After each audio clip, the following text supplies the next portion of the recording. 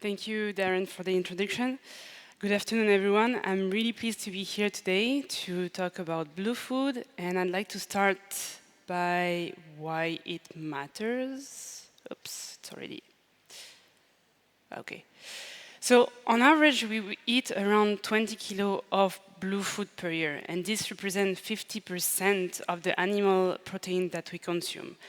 Blue food are all the aquatic products from the ocean, from the freshwater farm, or from the wild, and they are essential. They are a key part of our global food system. They provide nutritional benefits. They are one of the most traded commodities. They also provide livelihood for more than 800 million people, and they have a smaller environmental footprint compared to land-based animal farming. And so with the global population that is growing, estimated at around 10 billion in 2050, the demand for animal protein will also increase. And so blue food are more important than ever. But the thing is, white fish stocks are already under pressure, and with 90% of them at risk of depletion. And so this means that we will have to rely on aquaculture to meet our demand. So if we look at the graph here on the right, you can see in blue, this is the captive fisheries production, and in red, the aquaculture production. And since several decades already, the global captive fisheries, they are quite constant and quite stagnant. And so what really helped to alleviate the pressure is actually aquaculture. And it is quite a new industry. You can see in the 90s, it was around 10 million tons production. And today, we are already around 100 million tons. So we do eat more product from aquaculture than from the fisheries. And so to meet the demand, aquaculture is going to expand more and more. But the thing is, this growth comes at a cost. And shrimp, for example, they are one of the most traded and valuable seafood products globally. And in the 90s, shrimp farming really starting to boom due to a high demand and a short-term economic incentive, especially here in Asia. And this led to the deforestation of 1.9 million hectares of mangrove globally. So this represents 30% of the mangrove cut. You can see on the left, this is in Indonesia. This used to be all mangrove, and now this has been all cut off to create these shrimp ponds. And so, of course, without this mangrove, we have a loss of biodiversity. It also increased the vulnerability to climate change. But also, after a while, these ponds, they are not productive anymore. And so this also decreased the incomes for the coastal communities. And mangrove, they are way more than just a tree. They provide these essential economic ecosystem services, such as coastal protection, a habitat for a number of animals. It's also a nursery for fish. It can also help with water filtration. And mangrove can sequester a very large amount of carbon, actually 4 more times than a forest on land. And so by cutting the mangrove, we actually lose all of these benefits. But what if food production didn't have to be destructive of our environment? And what if instead of exploitation of our resources, we could restore our ecosystem and still produce healthy food? And that is exactly what is regenerative aquaculture about. So it's all about restoring, actively restoring the ecosystem, enhancing the biodiversity, having a positive impact on the communities while ensuring blue food production. And so BlueYou, we have this program called Selva Shrimp, and this is based on what we call integrated mangrove aquaculture, IMA. So this is part of regenerative aquaculture, and so today I'd like to share with you how Selva Shrimp program is using this approach and how it makes a difference. So first question, what is exactly integrated mangrove aquaculture? So it's an aquaculture farming system where mangrove are actively reintegrated. So before restoration, and you can see on the very left side, that's a pond, basically. Usually, these ponds are usually what we call traditional, extensive, with a very low stocking density. It's also a polyculture system, so you have shrimps, but not only, you also have crabs and other type of fish and shrimps. And it's also a zero input system, so there is no feed, no chemicals, no antibiotics. And that's most of the time because the farmers, they cannot afford it. But the thing is, the productivity is very, very low. So the idea is to re-establish this mangrove inside the ponds, and there are different designs for that. You can see, so it can be around the dikes, it can be in a row, or it can be in a square. And so this mangrove, they provide the shelter and the habitat for the different commodities farmed, but they also improve the water quality by filtering it. And also, very importantly, the leaves from this mangrove, they are the natural food, and that will recreate the natural food web, such as phytoplankton, zooplankton, and so on, and that will feed the different farm commodities. So overall, this mangrove, they really improve the whole farming system. They create a healthy system that boosts the natural productivity of the pond without any input. So it's all about working with nature instead of against it. And so at BlueYou, we started our Silver Shrimp program in Vietnam. So this was initiated in 2008 in the Camo province in South Vietnam. And there, IMA is already a practice in this area since a very, very long time. It's actually the government who initiated the reforestation of these ponds after the war. So because of the Agent Orange, there was no more mangrove. And so BlueYou developed the Silver Shrimp brand and the standards to promote for this natural production system. But most importantly, that was also to recognize the work of these small-scale farmers and to tell the unique story of a high quality and naturally grown shrimp in IMA and help reach these different premium markets. So today we work with around 3,000 farms, which represent 80,000 hectares of pond. So this is one of the farms included in our Silver Shrimp program in Vietnam. And so you can see on your left side, that's the reforested part. So these mangroves, they are around 15 years old now. And in the middle, you have the channels. So that's where you have the different commodities farms. So in Vietnam, that will be black tigers. We have also pink shrimp, brown shrimp, and crabs. And so these are all different income streams for the farmer. And so overall, what you can see now, this is really a fully functional IMA system with different revenue streams.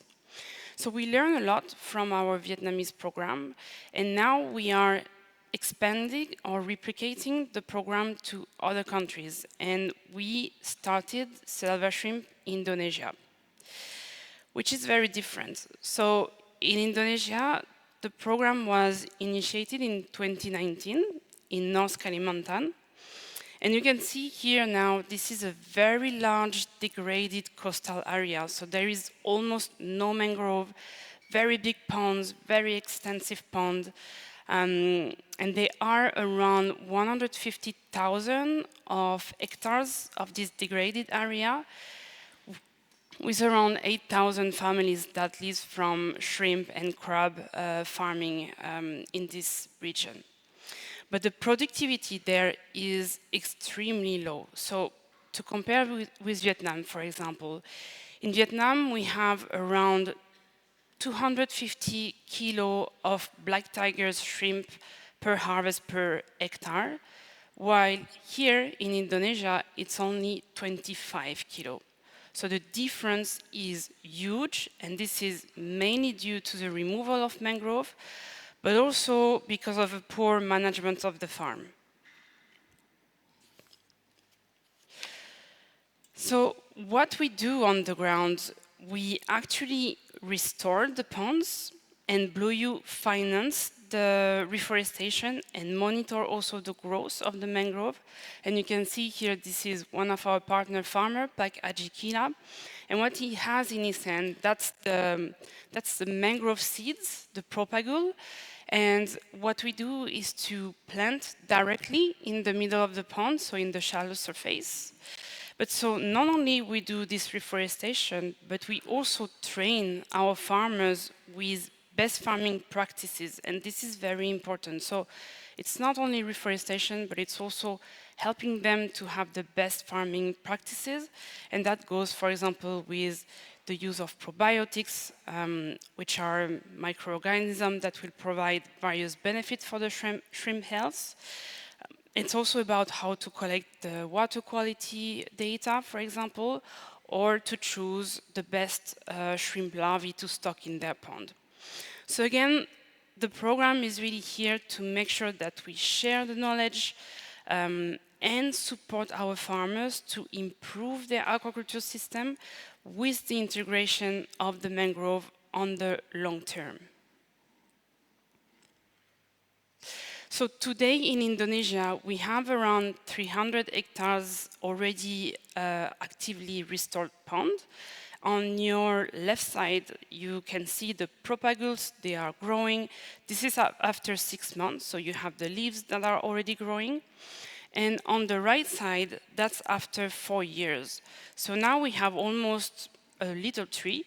And most importantly, we can see already the roots that are developing. And again, this is super important because that's the structure, that's the shelter for the farm commodities.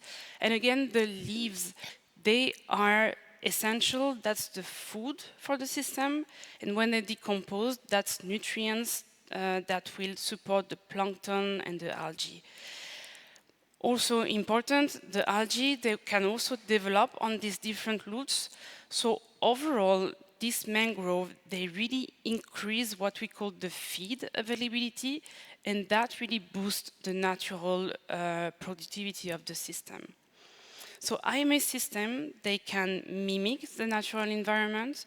They can produce this high quality protein in a low carbon footprint environment without any input. And so the impacts are at the level of the farm are actually huge. This is based on the data that we have in Indonesia. And you can see that we can already have higher harvest volume, but also higher income for the farmer. And so, and additional to that, some impact on the carbon sequestration. And IMA really creates this higher and stable income for the local farmers. And it's a direct financial incentive for them to keep the mangrove inside their pond. But to really be impactful, IMA must be done at scale. So there is actually a huge potential in Asia. It is estimated that there is around 1 million hectares of degraded coastal zone. And if we would follow our standard, which is a reforestation at 50% of mangrove coverage, this means that the potential could be huge. That means that we could have 500,000 hectares of mangrove restored, 200 million tons of CO2 sequestered, 900 million tons of seafood per year, which is equivalent to 1.5 million US value per year. So overall, IMA at a large scale can be a solution to meet the demand for healthy protein, to secure the livelihood also of our small-scale holders, and it's also a huge opportunity for shrimp farming industry to help bring back the lost mangrove habitat. So regenerative aquaculture is really our chance to rethink how we can produce healthy food in a healthy environment and support our communities. Now, I'd like to bring you to the other side of the world, in the Amazon, which is one of the most vital ecosystems on the planet. Not only it hosts 10% of the global biodiversity, but it also acts as a huge carbon storage.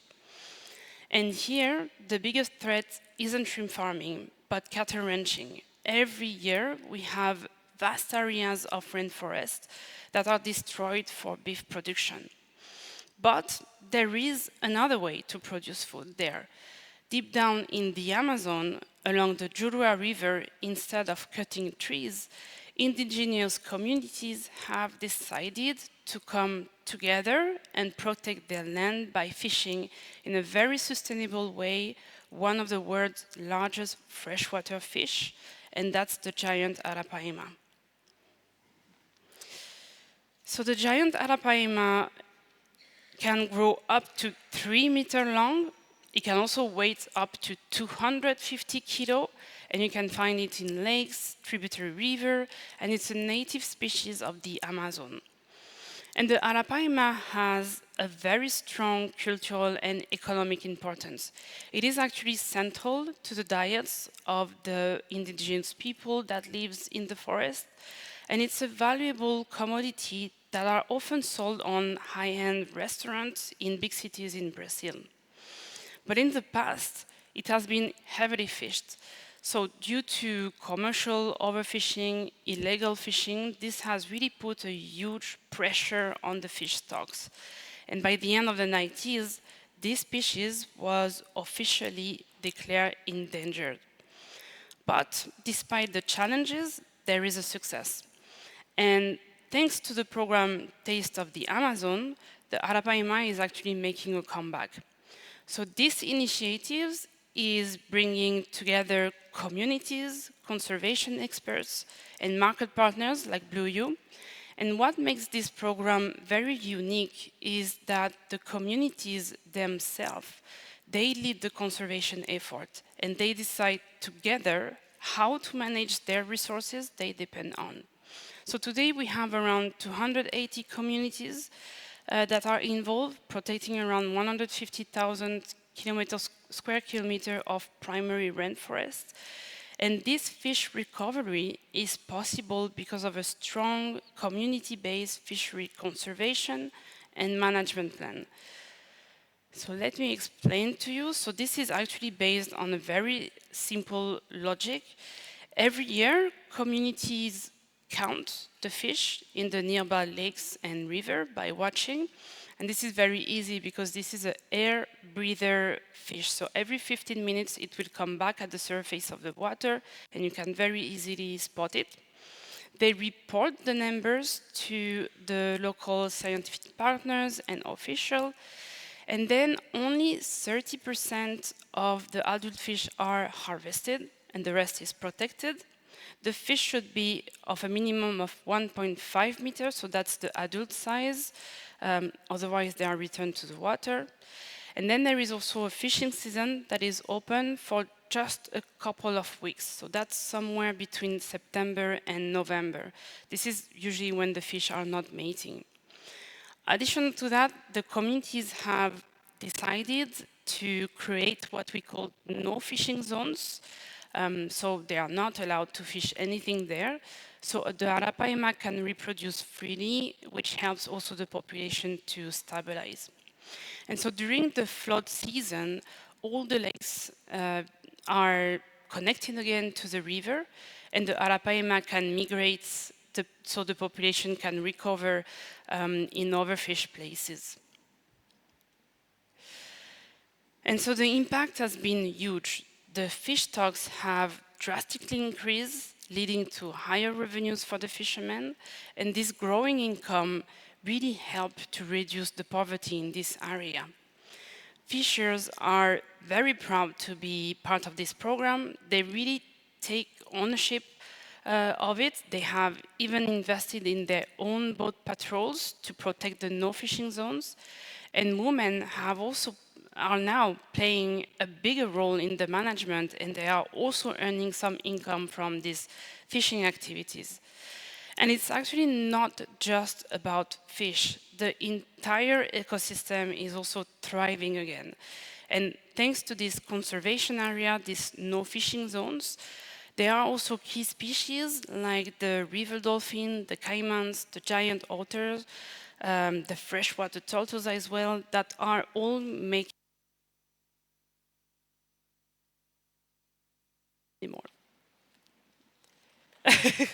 No, it's okay. So the Arapaima fishery provide a very strong economic incentive for conservation, which is making the rainforest more valuable when protected than when cleared. And on top of that, the fishery is also what we call fair trade certified. So communities receive these fair trade premiums, that is additional funds that go directly into community projects like healthcare, school, or any local development.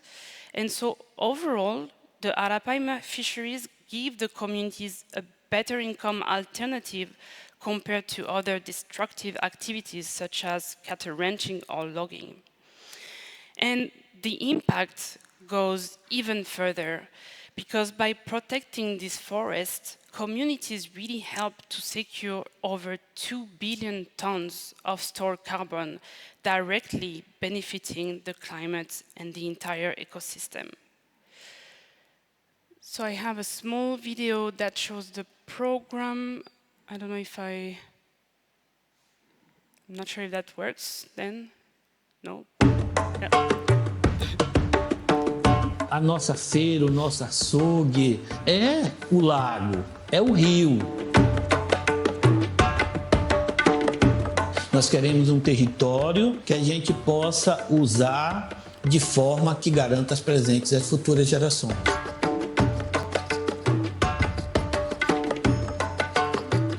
As pessoas que vão comprar ou que vão experimentar do nosso peixe, o que eu posso garantir é que você está comprando um produto de qualidade.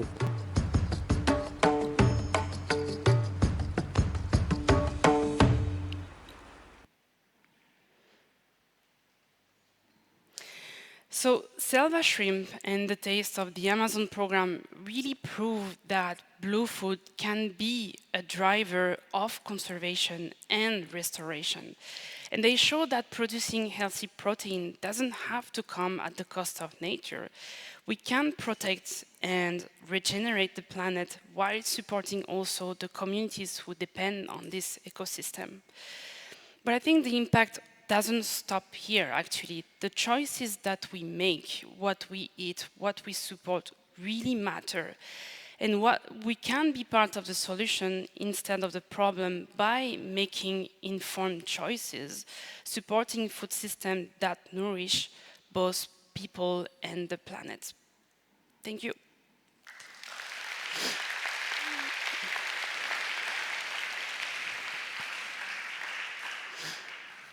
Thank you, Gigi. I think we have a couple of questions. Really interesting. Have you tried the Arapaima yet? Like I personally, no, I'd like actually, I haven't tried the Arapaima yet, so I'm looking for it. Yeah, we're looking forward to that. I'm looking for it. Yes. Eating a dinosaur. So we have a couple of questions. How does your company convince farmers to implement the system when the outcome and the benefits are long term? That's a very good question. I would say that was one of the first very big challenges that we had for the Selva Shrimp project, for example. At the very beginning, when we came in Indonesia, we had this idea, and we knew that they would benefit from that. We had also tons of data from Vietnam. And even if we would tell them that they will earn more, they will have more volume, nobody wanted mangroves in their pond. Everybody thought that the mangrove will make their shrimp die, actually. So it was super complicated. And so what we did is to do a lot of what we call socialization, talking a lot. Also there is this relationship that you need to establish with these communities, gaining their trust as well. And after a while, we actually found 2 pioneers, 2 community leaders that were willing also to taste something different to take the risk as well. And so that's actually how we did that. So they agreed to have this mangrove in these ponds, and we had some cycles with them, some harvest cycle, and it worked. And so little by little, the neighbors, actually, all the different people that were around, they really saw that it was working. And so that's how we started to have more and more interest about the program, and how people started to contact us, actually, to really be included in this program. What do you think were the drivers for these sort of like key pioneer farmers that joined you? What do you think were some of the drivers that made them make that decision? I mean, you're also saying they're community leaders, they're community champions, but what was the thought process for them to sort of like adopt this idea? Well, for them, it's really, especially for them, it was to taste something new. So what we call them the early adopters, right? So that's the ones that are, again, willing to try something. So the risk takers. Yeah, exactly, Yeah, risk okay. takers. Now, how do you think BlueYou, because I hear a lot about community, I hear a lot about working with the people on the ground, and both Vietnam, Indonesia, as well as and Brazil, right? Yeah. How has BlueYou sort of like actively incorporated and integrated and considered even local perspective, local sort of voices into the whole program? So, first of all, we have always a team on the ground to help us to reach the different farmers, and we do a lot of meetings. It's a lot of discussion with them. It's very relational. Exactly. Like, for example, the mangrove restoration, we don't tell them, okay, you have to plant the mangrove like this.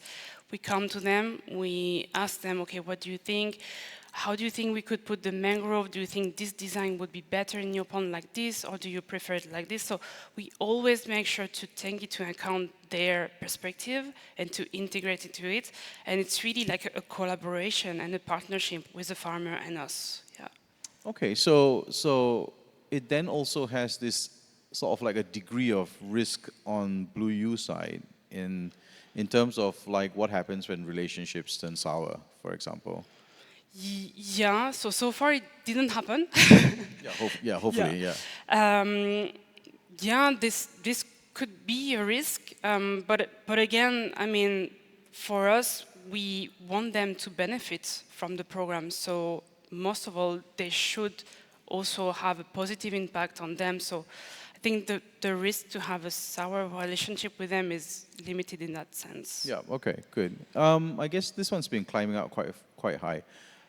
Salvage shrimp is very expensive, about 130 kilograms. Is that? I'm not sure if that's the number, but can shrimp farming ever be sustainable on a large scale and be able to feed everyone? Like, is that even BlueYou's sort of like mission? I mean, for us, what is important is to have this nature-based solution that really integrate these small-scale communities to this big discussion of food production. So can shrimp farming ever be sustainable on a large scale? I mean, I think yes, as I show in the presentation, there is potential actually to do this IMA system on a large scale. So I would say yes, it is possible. Yeah, I think we'll take just two more questions. Nat is asking what could be the unintended consequence of opening up a supply of rare species like the Arapaima.